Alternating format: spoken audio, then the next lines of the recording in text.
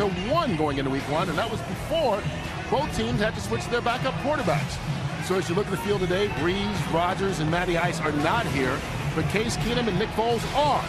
They're calling it the Underdog Bowl. 2 surprise teams, each just 1 win away from their first chance at hoisting the Lombardi Trophy. And you know, Troy, I'll start with you, because if you take a look at these teams, besides the quarterback, they've had key injuries at key positions all season long, yet here they are. Well, I think it speaks to the job that these coaches have done, and also to the depth that both of these teams have, which is because of the job that both of these general managers have done. Howie Roseman for the Eagles, and then, of course, Rick Spielman for the Minnesota Vikings. You talk about the quarterbacks, they lose their starters. They've got backups who have not only played in the league, but have won games in the NFL. The Eagles lose their running back, Darren Sproles. They make a trade for Jay Ajayi, and then, of course, Dalvin Cook for the Vikings goes down, and they had already acquired Latavius Murray, who had come into the season kind of expecting to get more of the load as it was. So a lot of great moves with personnel, and it has allowed both these teams to get to this game. Yeah, they've done a great job as far as picking up players, but you know, you look at it, and I don't want to upset you. No, you won't. But this game is not about quarterbacks. Oh. It's not about quarterbacks. It's about 2 great defensive teams. They both are 2 of the best in the league, and they can force a lot of negative plays. And I think which defense forces the most negative plays, that's the one that's going to win the game. No, I agree. You know, 2 great defenses that in many ways are competing against each other as much as they're competing against the opposing offenses. They'll see today they cause offenses and particularly quarterbacks problems. And I think for these 2 quarterbacks, they walk a fine line of protecting the football, which will be huge in this football game, whilst at the same time trying to find a way to make enough chunk plays to win the football game. I think the team that wins the football game today will be the quarterback that doesn't make the most mistakes, and it's not the quarterback that makes the biggest plays. Yeah, this game, I'm sure, is a big disappointment to a lot of viewers out there because we don't have the big marquee quarterback. But just think about it. If you look at what's happened here in Philadelphia, if you in the division just along, I thought a lot of people thought the Giants would win it. Washington tanked. Dallas had all kind of off-field problems when they went down. So you look at that and you look, well, how do they get there? And Troy, it's so good to have someone up here that brings a new perspective to how to do a pregame show, because you nailed it right on the head with your analysis right off the top. Good to have a big guy here. You got it. Thank you, it's so great, quarterback. We can only have one. Who do we want? But you know, think about this game. We talked about the quarterbacks. The quarterbacks, you know, are the 2 uncertain factors here. Those are the X factors, the things you're not sure about. You know, you're going to get great defense. We understand that. But also special teams is something. Vikings had a punt block last week, turned the momentum of the game. Special teams could be as important as any other aspect in this game today, because there aren't many weaknesses on the defensive side of the ball. It's a quarterback. Protect the ball. Special teams could be the X factor. Troy, we joked about you winning 3 rings and joining us here on the set. You've gone through this atmosphere before. 1 game to get to the Super Bowl. What's going through the minds and maybe the guts of these players right now? Well, you can talk about how they got here and winning last week in the divisional game, but the championship game has a different feel. With each playoff game, the energy and the urgency is certainly ramped up. I agree with Howie that these defenses are obviously really good. And these quarterbacks, especially early on, if I was quarterbacking one of these teams, I'd say, hey, ease into this thing. Do not make a mistake early, because I do think it's going to come down to just 1 or 2 negative plays. You just don't know when it's going to occur. The thing about your coach kept you calm. Well, Troy, get up there and call Just the like game. today, It always Jimmy. comes Here's back the to championship ring, Super Bowl ring from Michael Strahan. These 2 teams are trying to get to the game that will allow them to do that. We will talk more and get you all set for the championship of the NFC. The Minnesota Vikings coming off that miracle win. The Eagles trying to get back there for the first time since 2005 and get to the Super Bowl when we come back. Coming up on the Ford Fox NFL pregame show, NFC Championship Edition. The QBs are the story of this game, and we'll talk to both of them. Case Keenum relives the Minnesota Miracle, and our own Terry Bradshaw talks with Nick Foles. Plus Wriggle and more from the city of brotherly love.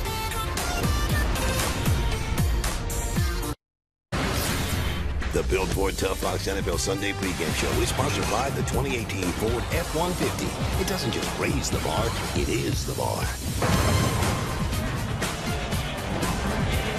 Well, the Eagles players just huddled up in this crowd and went nuts. Why not? They're just minutes away from the kickoff of this year's NFC Championship game. Looking at Minnesota, you know, it was only a couple of months ago that seemed like the only people that loved Case Keenum were the moving companies. Undrafted out of college, 3 different NFL teams in 4 different cities in his first 5 seasons. He's been cut, waived, put on practice squads, traded, and benched. So Aaron Andrews, I guess you could say Keenum was definitely a survivor in Minneapolis. Yeah, it's been an incredible journey for Case Keenum. You all know the story by now. Started the season as a backup quarterback, took over, took this Vikings team on an incredible ride, going 12-3 as a starter, but nothing more exciting than last week. Let's revisit it again. 10 seconds left, no timeouts, and Keenum delivers one of the biggest moments in NFL history.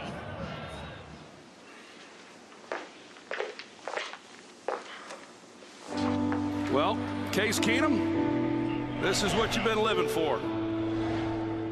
I remember getting the snap and just making sure, hey, I got to give these guys a chance. I got to give one of these guys a chance.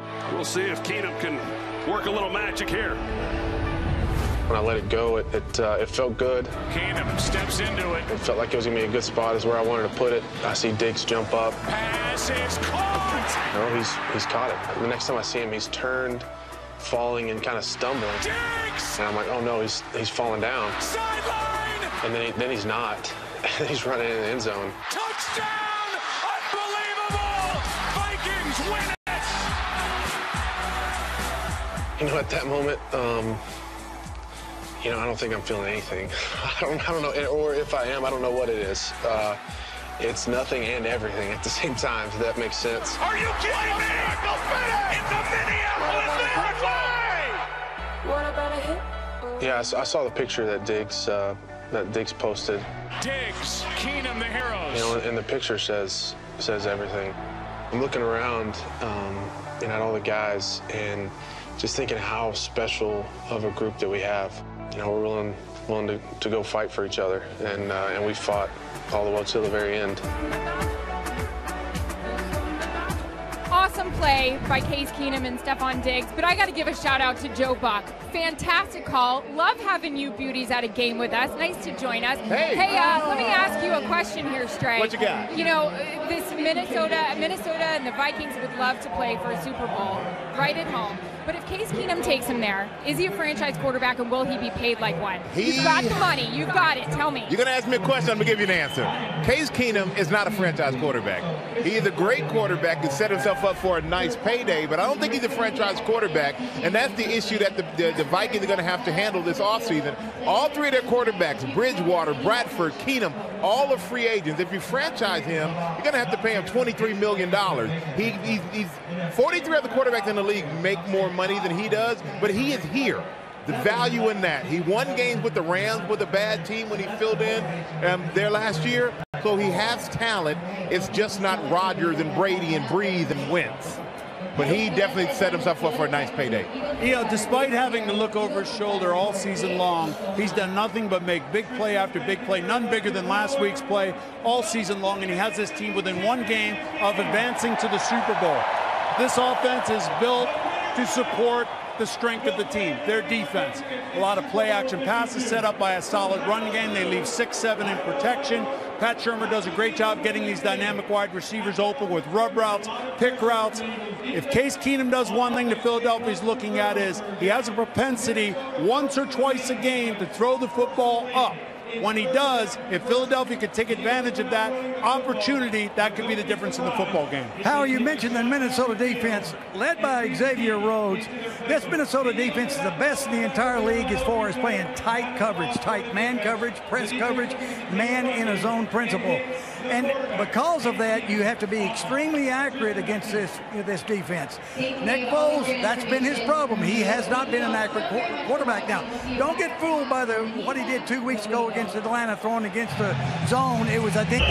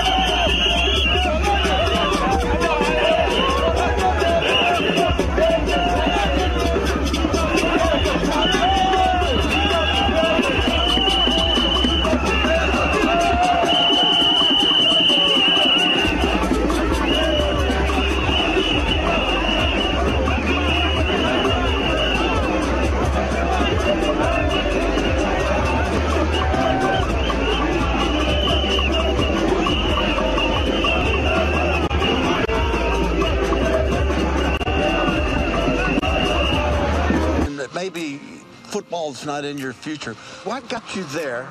After I was traded from here to St. Louis and that went through everything there, well, at that time, the love had, dwindled. That's a scary moment because I was so used to feeling this way about football and I didn't. And so I needed to take that step back.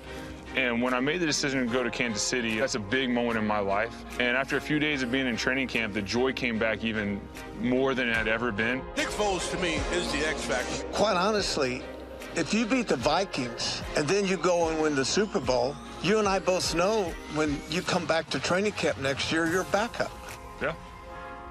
Have you ever thought, I mean, is that crazy? I know that's getting ahead of myself, but that's crazy. Yeah, it is crazy. And I think that, like you said, next year you come back, you're backup. But I think the beautiful thing is, like, because of what I experienced after St. Louis, that week of, like, it being gone, I'm equipped to handle this situation, and it made me a better player, crazy enough. Firing, and it is Foles delivers. What's it like playing here? This town can just eat its own.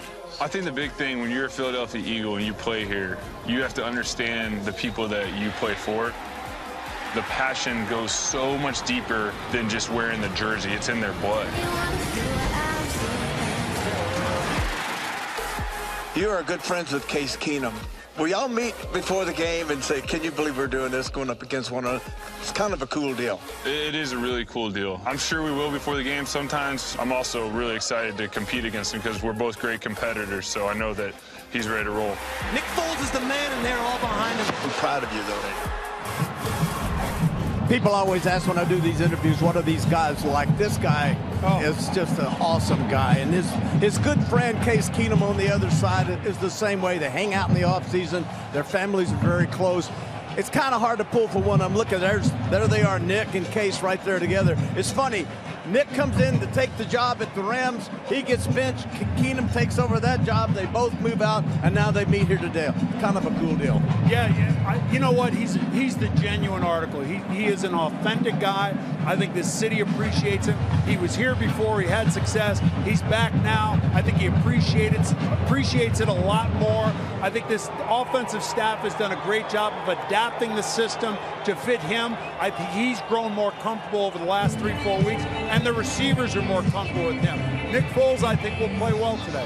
And now one thing I think that Nick Foles appreciates is the defense. We talk so much about the defensive line, which they deserve all the accolades that they're getting. Your son Chris as well, Howie. But the secondary of the Eagles, Jim Schwartz allows the secondary to take chances. These guys are always prepared. Jalen Mills, Ronald Darby, and Malcolm Jenkins, these guys are allowed to be ball hawks. They're allowed to be aggressive, and they're going to need that today. And last week against Atlanta, they shut Atlanta out.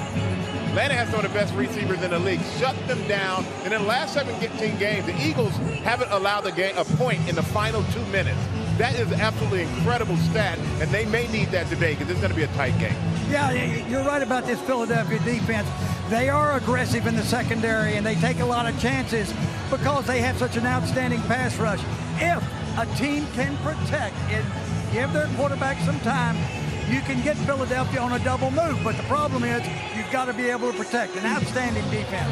All right, no matter who wins this game, one thing we do know, Jimmy Johnson, is that they'll get to play the New England Patriots because the Patriots are champions of the AFC yet again. Everybody wondering about Tom Brady's hand going in. He had it taped up, and his hand came through in the end. Down by 10 to start the fourth quarter. He threw 2 touchdown passes to Danny Amendola, and that was enough as the Patriots win the AFC Championship over Jacksonville 24-20. An amazing season for Jacksonville.